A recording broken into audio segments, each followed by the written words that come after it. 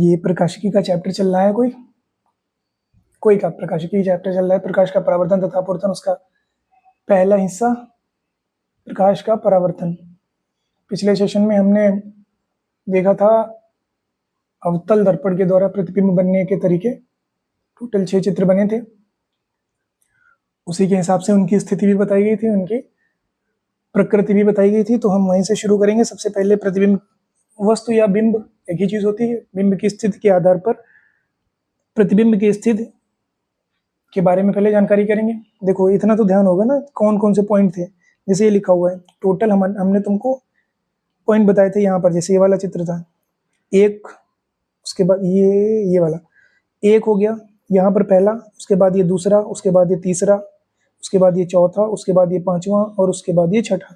याद है ना पूरा? एक अनंत पे, एक अनंत सी से परे, एक सी पर, एक सी तथा एफ के बीच, एक एफ पर और एक एफ तथा पी के बीच। टोटल 6 थे। अब ये 6 की टेबल बना लीजिए एक बार, रिवीजन भी हो जाएगा और याद हो जाएगा होपफुली।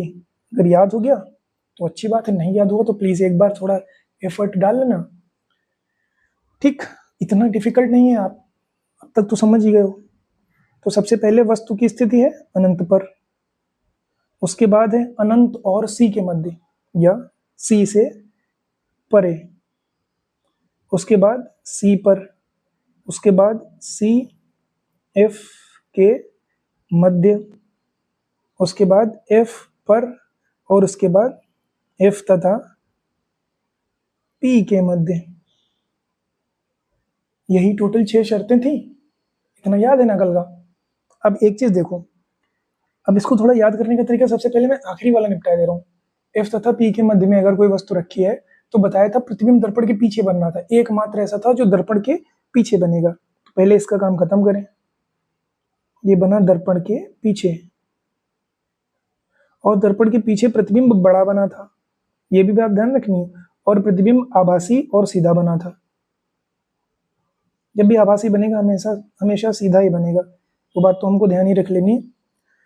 ये वाला तो पहले जितना दिया गया है इतना तो आप समझ लो एक लाइन के लिए। अगर कोई वस्तु इतनी पास आ गई, आपके नजदीक हो गई कि वो फोकस से भी नजदीक है यार, तो फिर उसका असली चेहरा हमारे सामने आ जाता है, वास्तविक।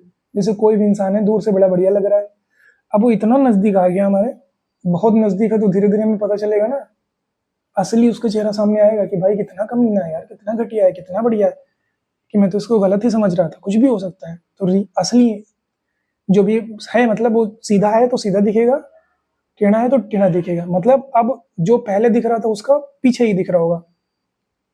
कैसे भी याद कर लो, याद करने की बात है। फोकस और ध्रुव के बीच होने की वजह से वो दर्पण के पीछे चला जाएगा, दर्पण के पीछे जाएगा तो वो सीधा बन जाएगा, सीधा बनेगा। और सीधे वाले सारे प्रतिबिंब आभासी होते हैं। एक का काम खत्म हो गया। अब बाकी पे 5 पे फोकस करें। ये हमारे पास 5 दिए गए हैं। 5 में सबसे पहला याद करना है, जो सी वाला है वो सी पर ही बनेगा। तो ये जो सी वाला लिखा गया है उसका प्रतिबिंब भी सी पर बनेगा। सी वाला सी पर, यानी बात वहीं की वहीं है। तो जितनी बड़ी वस्तु थी उतनी बड़ा प्रतिबिंब भी होगा, क्योंकि इधर उधर तो शिफ्ट हुआ नहीं है। तो बस याद रखना, प्रतिबिंब का आकार वस्तु के बराबर, सी वाला सी पे, सी बराबर सी, इसका मतलब प्रतिबिंब भी वस्तु के यानी कि बिंब के बराबर। प्रतिबिंब की स्थिति कैसी? अभी बताया है कि बाकी के 5 केस में प्रतिबिंब उल्टा बनेगा और उल्टा वाला वास्तविक होगा। तो ये हो गया वास्तविक उल्टा, ये भी वास्तविक उल्टा और ये भी वास्तविक उल्टा। ये सारे वास्तविक उल्टा ही होंगे, पूरे के पूरे 5। ये तो सोचना ही नहीं है कि वास्तविक उल्टा कैसा कैसा बन रहा है। ठीक, साइज छोटा बड़ा होगा, लेकिन ये 5 केस में प्रतिबिंब वास्तविक बनेगा और उल्टा बनेगा। वास्तविक वाले उल्टा बनते हैं, आभासी वाले सीधे बनते हैं। अब तो हमने सी वाला काम खत्म किया।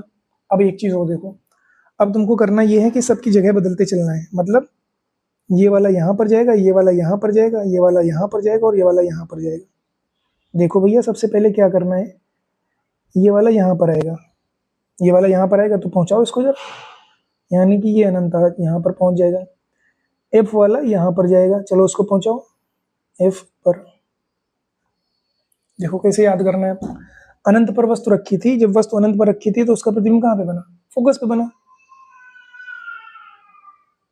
अरे भैया बिगड़ जाओ, नहीं बनना चाहिए। उठाओ, अगर कोई वस्तु एफ पर रखी थी तो उसका प्रतिबिंब, अगर कोई वस्तु अनंत पे रखी है तो उसका प्रतिबिंब f पर बनेगा। याद करने के लिए आपको टेबल समझाइए कि लास्ट वाला केस पहले वाले के लिए, पहला वाला केस लास्ट वाले के लिए। ऐसे ही अगर वस्तु फोकस पर रखी है तो अनंत पर, और ये जो नियम बताए थे तब भी बताया था, फोकस वाला अनंत पे, अनंत वाला फोकस पे, इसीलिए तब से याद करवा रहा हूँ। अनंत वाला फोकस पे, फोकस वाला अनंत पे, ठीक। अभी इसके साइज की बात एक साथ होगी। पहले अब यहाँ पे देखो, सी से पर, अब ये दो लोग बचे हैं, अब ये दो लोग भी अपनी अपनी जगह एक्सचेंज कर लेंगे, ये वाला यहाँ पे आ जाएगा, ये वाला यहाँ पर आएगा। जब वस्तु सी से परे रखी है तो उसका प्रतिबिंब सी और फोकस के मध्य बन जाएगा, तो ये प्रतिबिंब बन गया ये वाला सी एफ के मध्य, ठीक। अब अगर वस्तु सी और एफ के मध्य रखी है तो उसका प्रतिबिंब सी से परे बन जाएगा। समझ गया भैया टेबल? इतना ढंग से तुमको समझा दिए, शायद समझ गए। हो सकता है मेरे समझाने का तरीका थोड़ा ना समझ में आया हो, पर कोशिश करना समझ जाओगे। इतने इजीली ट्राई किया है कि समझाने का, शायद समझ गए होगे। सबसे पहले हमने छठा वाला केस साइड कर दिया। छठा वाला केस यानी कि जब वस्तु एफ तथा पी के बीच स्थित हो, उसका प्रतिबिंब दर्पण के पीछे बनेगा। दर्पण के पीछे वाला बड़ा प्रतिबिंब था, सीधा था तो इसकी वजह से आभासी था। खत्म। बाकी 5 केस हमारे पास, वस्तु अनंत पे रखी तो अनंत वाला फोकस पे, उसका उल्टा जब वस्तु फोकस पे रखी तो उसका प्रतिबिंब अनंत पे। दो गए। सी वाला सी पे, अब जब सी वाला सी पे बना है तो उसका प्रतिबिंब उसके बराबर ही बनेगा। ये सारे के सारे वास्तविक और उल्टे बनेंगे। क्लियर? उसके बाद जब वस्तु सी से परे रखी हो तो उसका प्रतिबिंब सी और एफ के बीच बनेगा। वहीं अगर वस्तु सी और एफ के बीच में रखी हो तो उसका प्रतिबिंब सी से परे बनेगा। इतना हो गया। अब इस प्रतिबिंब के साइज की बात करेंगे। इसके लिए कहानी सुनो। कहानी क्या है, ऐसे ही थोड़ा। एक वस्तु बहुत दूर रखी है, बहुत दूर, ठीक। जैसे सूरज है, हमें सूरज एकदम छोटा सा दिखता है, इतना बड़ा डॉट सा या जितना भी, बहुत दूर है हमसे, और बहुत बड़ा है पृथ्वी से तो बहुत ही बड़ा है, लेकिन हमें बहुत छोटा दिख रहा है। यानी कि जब वस्तु बहुत दूर अनंत दूरी पे रखी होती है तो उसका प्रतिबिंब बहुत छोटा बनता है। बहुत छोटा यानी उसी को बिंदु आकार का कहते हैं। तो यहाँ पे प्रतिबिंब का साइज होगा बिंदु आकार। क्यों? क्योंकि वस्तु रखी है अनंत पर, तो प्रतिबिंब का साइज बिंदु आकार का बहुत छोटा, ठीक। अब वस्तु तुम्हारे पास आनी शुरू हुई, अभी बहुत छोटी थी, अब जैसे जैसे तुम्हारे पास आई थोड़ी सी बड़ी होगी, लेकिन थोड़ी सी बड़ी होने का ये मतलब थोड़ी ना कि वस्तु के बराबर हो जाएगी। थोड़ी सी बड़ी हुई, छोटा है अभी भी प्रतिबिंब, लेकिन बिंदु आकार का भी नहीं है, तो इस प्रतिबिंब को हम लिखेंगे छोटा प्रतिबिंब। छोटा बनेगा लेकिन बिंदु आकार से बड़ा है और उसके बराबर से छोटा है। करेक्ट। सी वाला तो हमें पता ही, सी वाला प्रतिबिंब सी पर बनना है, उसका प्रतिबिंब वस्तु के बराबर होगा। अब सी पार करके फोकस की तरफ चल दिया। अब एक जरा पैटर्न ऑब्जर्व करो कि जैसे जैसे वस्तु पास आ रही है वैसे वैसे उसका प्रतिबिंब बड़ा होता चला जा रहा है। अब पहले छोटा था, फिर थोड़ा बड़ा हुआ, फिर वस्तु के बराबर हुआ। अब इसके बाद क्या होगा? वस्तु से बड़ा, तो वस्तु से बड़ा, ठीक। अब वस्तु से बड़ा हो गया, अब धीरे धीरे आएगा फोकस पे। चीजें फोकस पे आने के बाद एकदम स्पष्ट क्लियर दिखाई पड़ेंगी, यानी कि प्रतिबिंब बहुत बड़ा बनेगा। बहुत बड़ा या अनंत आकार का प्रतिबिंब, ठीक है। इसको कहेंगे बहुत बड़ा या फिर अनंत आकार का। आई होप इतना क्लियर है आपको, ठीक। अब उत्तल दर्पण द्वारा प्रतिबिंब का बनना। उत्तल दर्पण के 2 केस हैं भैया, सीधे सीधे समझ लो। और दोनों केस में एक चीज आपको ध्यान रखिए कि दोनों में प्रतिबिंब जो है वास्तविक बनेगा और सीधा बनेगा। सबसे पहला केस है वस्तु अनंत पर स्थित है, अनंत वाले का प्रतिबिंब फोकस पे बनता है, को सोचना है विचारना नहीं है। जो अनंत वाले का प्रतिबिंब बना दे अब सबसे पहले नंबर में, ये हो गया।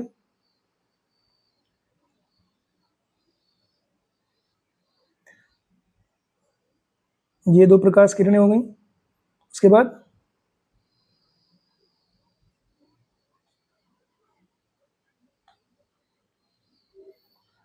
ये हमने पीछे क्यों बढ़ाई है, ये कल बताया था। ये जब प्रकाश किरण इस पे पड़ेगी दर्पण पे तो परावर्तित होकर पीछे जाएगी। ऐसे ये प्रकाश किरण इस पे पड़ेगी तो ये भी परावर्तित होकर पीछे जाएगी। अब पहले चित्र कैसे बनाएंगे वो देख लें, फिर थोड़ा समझा जाए चित्र को, क्योंकि स्केल का यूज कर नहीं पाएंगे इधर।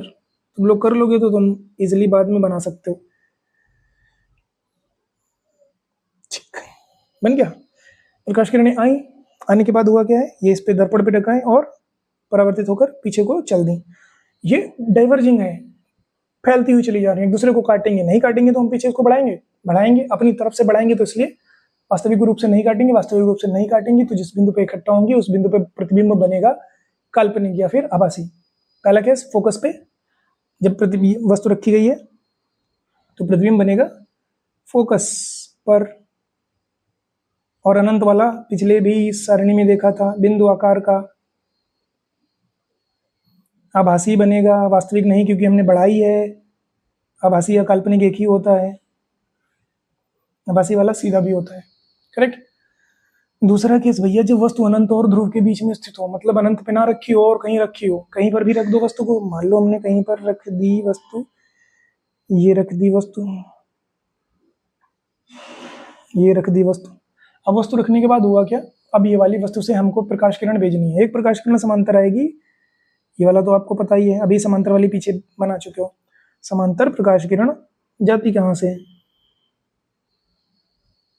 समांतर प्रकाश किरण फोकस से होकर जाती है या जाती हुई प्रतीत होती है, इतना तो हमने अभी पीछे देख लिया है, इतना तो क्लियर था पीछे ही। अब क्या हुआ, समांतर का काम खत्म हो गया। अब दूसरी ये प्रकाश किरण इधर आई, इस पे पड़ी, फैल गई, अभी पीछे देखा है, ये फोकस है। दूसरी प्रकाश किरण, एक याद करो नियम बताया था पिछले सेशन में कि अगर कोई प्रकाश किरण सी से जाती है या जाती हुई प्रतीत होती है तो वो उसी मार्ग पर वापस आती है। दूसरी प्रकाश किरण हम सी से भेजेंगे, अब सी से भेजेंगे तो उसी मार्ग पर वापस आएगी। तो भैया सी इधर किधर होगा, यहाँ कहीं पर। तो हम क्या करेंगे, एक दूसरी प्रकाश किरण सी से भेजेंगे,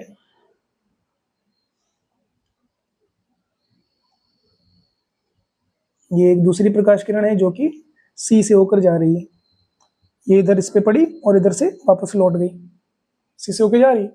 अब ये प्रकाश किरण अगर सी से गई है और सी तो वापस लौट गई अपनी जगह पे, ये भी नहीं काटने वाली। ध्यान से देखो, ये वाली प्रकाश किरण यहाँ से दर्पण तक गई, दर्पण से वापस लौट आई, काटेगी नहीं ना, नहीं काटेगी। क्या करेंगे, इसको पीछे बढ़ाएंगे, डॉट डॉट डॉट करके पीछे बढ़ाएंगे आभासी रूप से। अब जहां पर भी प्रतिबिंब बनेगा, अब जरा देख लिया जाए, ये बना है भैया प्रतिबिंब,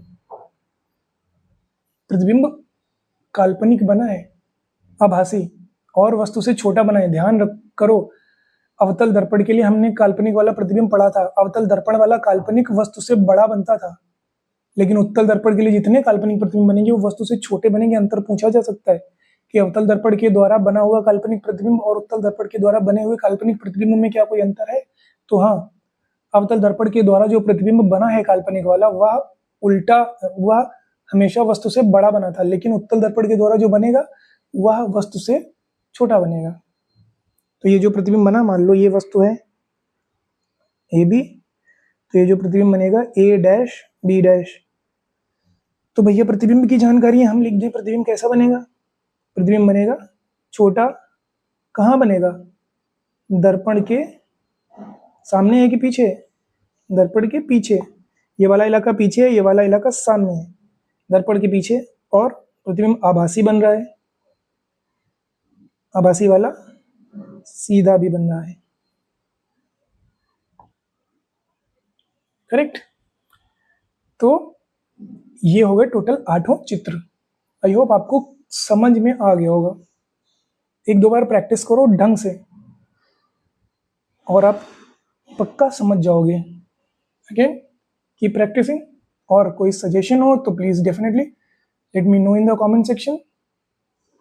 और मैं आपको लाइक या सब्सक्राइब करने को बोल नहीं रहा हूँ, लाइक करने से ये होता है कि थोड़ा सा पुश होती है वीडियो, लोगों को रिकमेंड होती है, तो थोड़ा मेहनत एफर्ट लोगों की तक पहुंचता है।